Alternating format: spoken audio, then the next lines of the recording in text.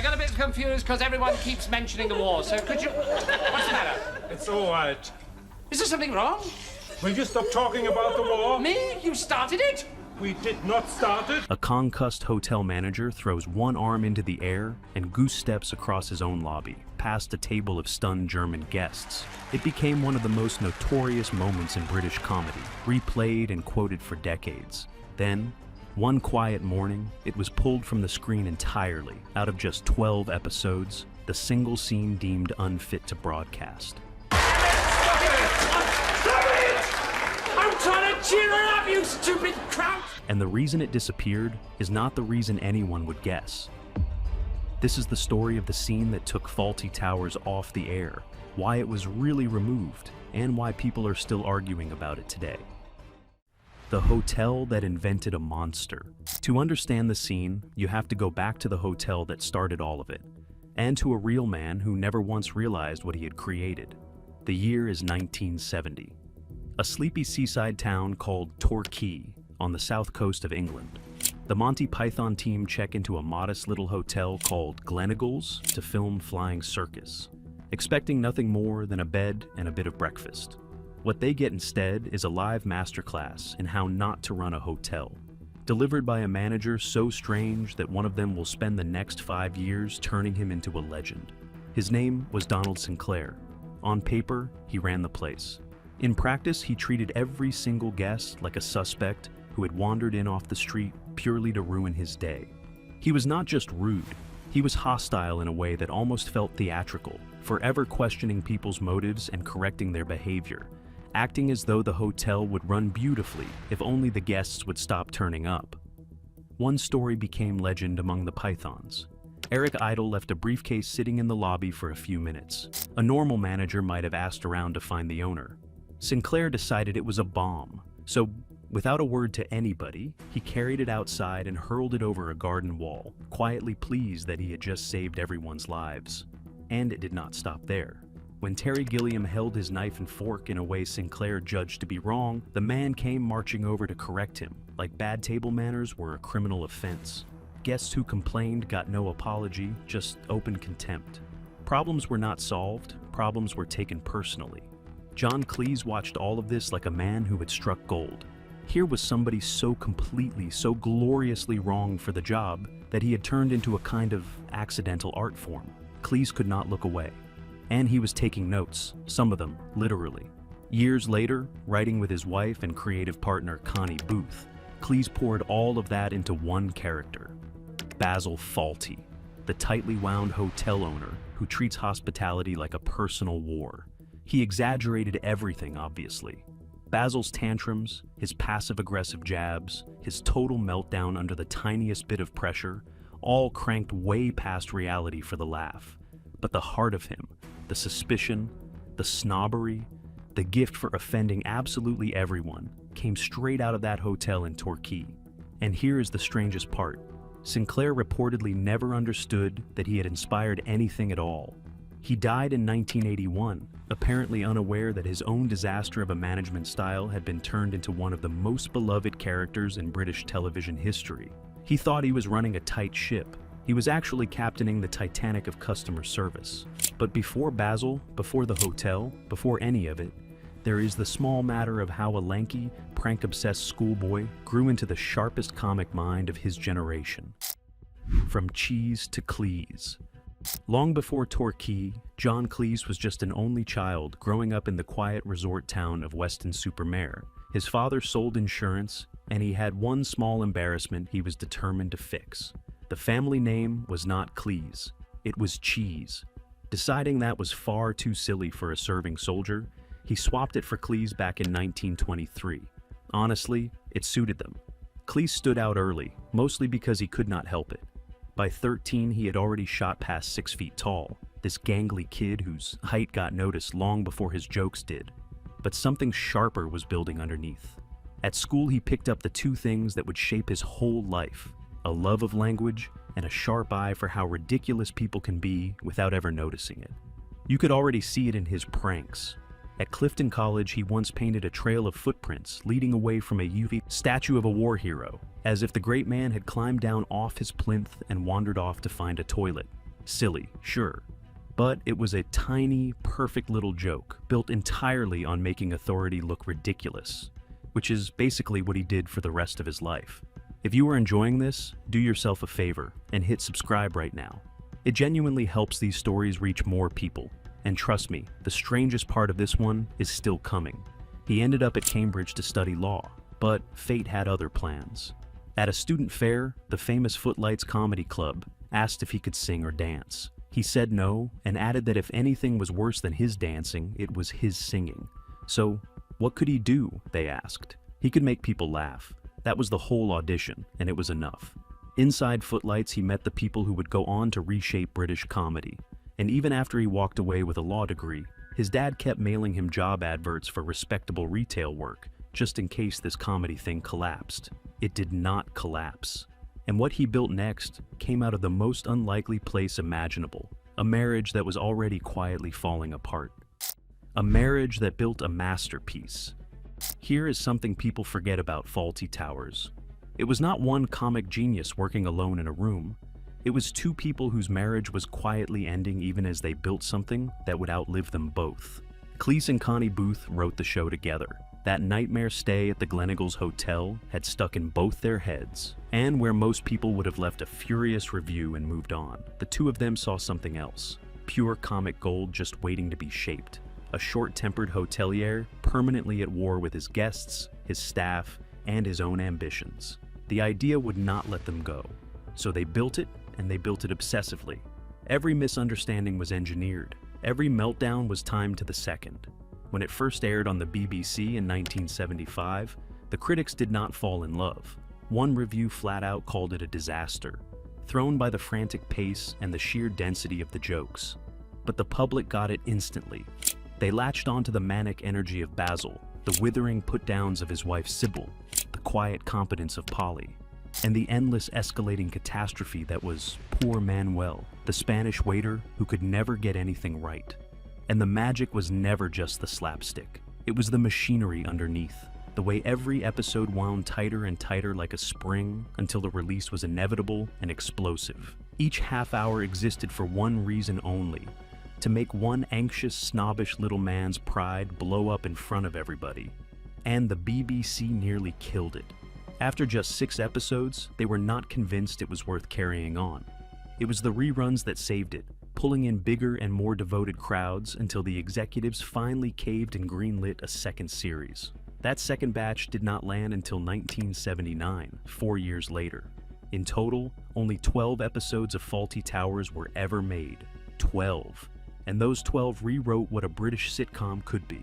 Behind the cameras, though, things were heavier. By the time they started filming that second series, Cleese and Booth were no longer married. No tabloid explosion, no bitter feud, just two people who had drifted apart quietly, deciding to finish what they started. It was the last time they ever worked together, and somehow the chemistry survived even when the marriage did not. Watch Basil and Polly on screen, and you would never guess the couple writing them had just split up. Years later, the same critics who had shrugged came all the way around. In 2000, the British Film Institute named Fawlty Towers the greatest British television program ever made. What everyone wrote off as a misfire became the gold standard, but the show's most famous half hour was also its most dangerous. Out of those 12 near-perfect episodes, one would spend the next 50 years starting fights, and would eventually be dragged off the screen completely. Don't mention the war. It was called The Germans, and it first aired on the BBC in October 1975 as the final episode of the first series. From the opening minutes, it was chaos wrapped in satire, and its big joke has trailed the show around ever since. The setup is pure Basil. A fire drill goes wrong, a real fire breaks out in the kitchen, and Basil ends up concussed after a knock to the head. Now Basil on a normal day is already a walking catastrophe. Basil with a head injury is something else entirely. He checks himself out of hospital and staggers back to the hotel just in time to greet a group of German guests he has been dreading all episode. Desperate not to offend them, he warns his staff over and over, do not mention the war. And then, because he is Basil, he mentions almost nothing else. Concussed, panicking, completely unable to stop himself, He spirals into a rambling monologue packed with references to the Second World War, reeling off the names of Nazi leaders one after another, cracking jokes about wartime bombing raids while one of the guests dissolves into tears, and then, the image that outlived everything else, he flings one arm into the air and goose-steps across the dining room, doing a flailing impression of Hitler. It was outrageous. It was way too much. And that was exactly the point. Because the joke was never aimed at the Germans. The target, from start to finish, was Basil himself. His ignorance, his arrogance, his total inability to read a room, his genius for turning a simple lunch into an international incident. The guests are not the fools in that scene. Basil is. The whole laugh comes from watching a small, snobbish man blow up his own good intentions in the most spectacular way possible. Plenty of people got that instantly and laughed until it hurt. Others did not. To some, making any joke anywhere near the war and Hitler was tasteless, no matter who the punchline was really pointing at. But the episode aired, it stayed. And over the years, that goose-step marched so deep into British culture that "do not mention the war" became a phrase people used without ever having to explain it. For decades, that was the whole story. A bold scene, a legendary catchphrase, a classic episode. And then, one morning in the summer of 2020, it just vanished. The morning it vanished. On the 11th of June, 2020, the streaming service UK quietly pulled the Germans from its library. Every other episode of Fawlty Towers stayed exactly where it was. This one, and only this one, was gone. And the timing was not an accident. It landed in the middle of a global reckoning over race and representation, in the weeks after the death of George Floyd, when broadcasters everywhere were suddenly re-examining old comedies with nervous eyes. Several other beloved British shows got pulled or edited in the very same wave. But here is the part almost nobody saw coming. The scene that got the episode removed was not the goose-step at all. It was a completely different character. The Major, the hotel's doddering, permanently confused old resident, uses genuinely racist language in one short exchange about a cricket match. That outdated slur, not Basil's Hitler impression, was what UK TV pointed to when it took the episode down for review, saying it needed time to decide whether to add a warning or cut the moment out. The reaction was instant and loud. Fans called it censorship, arguing the show had always been mocking those attitudes, never endorsing them. And John Cleese, never one to stay quiet, jumped straight in. His point was blunt. The Major was written as an old fossil, a relic of a smaller-minded era. And the entire joke was that the program was laughing at his views, not sharing them. If people could not see that, he said, that was their failure, not the show's. And it did not stay gone for long. Just 2 days later, on the 13th of June, UK TV put it right back, now with a warning about offensive content and outdated language. In the end, nothing was cut. The scene survived. But that brief disappearance had already done something permanent. It turned a 50-year-old sketch into a live national argument about how we are even supposed to watch old comedy. And that argument never really closed. It became a case study for a much bigger fight. Whether a joke made in one decade should be judged by the standards of the next, and whether pulling something is protection or erasure. One side saw a network taking responsibility for genuinely harmful language. The other saw a show being punished for a slur it was deliberately mocking. And both, in their own way, were arguing about the exact thing Fawlty Towers was always about, the gap between what people mean and what actually comes out of their mouths, which is the strange, perfect legacy of that infamous scene. It did not just make people laugh, it made them argue, and it still does. The show survived the storm. The people who made it were not always so lucky. Where they all ended up for the cast, Fawlty Towers was both a career peak and, in a couple of cases, a genuine physical ordeal. John Cleese never slowed down. After the show, he co-wrote and starred in A Fish Called Wanda, voiced a whole generation of kids as King Harold in the Shrek films, and stayed one of the loudest, most outspoken figures in British comedy well into his 80s, happily picking fights about modern humor and cancel culture whenever the mood took him. Then, in 2023, he announced the boldest gamble of the lot, a full revival of Fawlty Towers, co-written with his own daughter, Camilla Cleese. The plan reportedly hauls Basil out of Torquay completely. and drops him into a new hotel in the Caribbean, older, widowed, and stuck with a daughter he never knew he had. Years on from that announcement, the reboot still has not appeared. It is stuck in the writing stage, and plenty of people quietly hope it stays there. Connie Booth went the exact opposite way. After Fawlty Towers, she stepped almost completely out of the spotlight, eventually left acting altogether, and retrained as a psychotherapist. No farewell tour, no nostalgia circuit, just a clean, deliberate walk away from the chaos she helped create. Prunella Scales, unforgettable as the razor-tongued Sybil, went on to a long and celebrated career, including a memorable turn in Howard's End. In 2013, she was diagnosed with vascular dementia, and for years, her husband, the actor Timothy West, spoke with real tenderness about her fading memory and her stubbornly intact wit. He died in November 2024, after more than 60 years together. Scales died the following October, in 2025, at the age of 93. According to her family, she had been watching Fawlty Towers the day before she passed away. Andrew Sachs, who turned the endlessly abused Manuel into one of the most loved characters on British TV, paid for the role in actual bruises. One scene called for Basil to hit Manuel with a frying pan, and the first take used a real one, leaving Sachs genuinely hurt before they switched to rubber. He got burned in another scene and never once complained. He kept working for decades before his death in 2016, after his own battle with dementia. The rest left their mark and moved on. Ballard Berkeley, who played the muddled old major right at the center of that 2020 controversy, died in 1988. Brian Hall, the kitchen's chaotic chef Terry, died in 1997.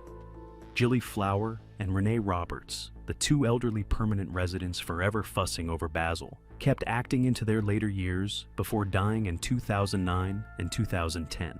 And none of them could have known, back in that cramped little studio, that 12 short episodes would outlive almost everyone who made them and still be argued over half a century later. So, here's the real question, the one those 12 episodes still force on us. Was that infamous scene fearless satire we have simply grown too nervous to sit with? Or a joke whose time has finally run out? Fawlty Towers never once played it safe. And maybe that is exactly why we are still talking about it 50 years on. Tell me where you land in the comments, because this is genuinely one I want to hear you argue about. And if you enjoyed this one, subscribe before you go, because there are plenty more stories just like it on the way.